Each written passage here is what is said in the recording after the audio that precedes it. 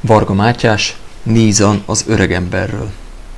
A napot mondták neki, az őszi napsütést, hogy üljön ki, mert gyógyít. A ház elé a vén padra.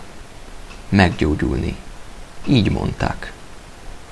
Majd ahogy a meleg ujjra, át a testen. A vén padra. Mondták. A csendes délutánba. A tiszta őszi fénybe.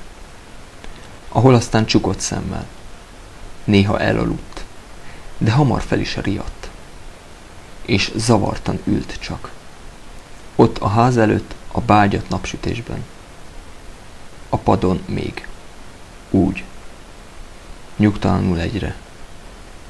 Este aztán forró fürdőre vágyott. Szívta az erős gőzt. Úgy mondják. Utána szinte nem beszélt. A tüzet nézte csak. Arca békés volt.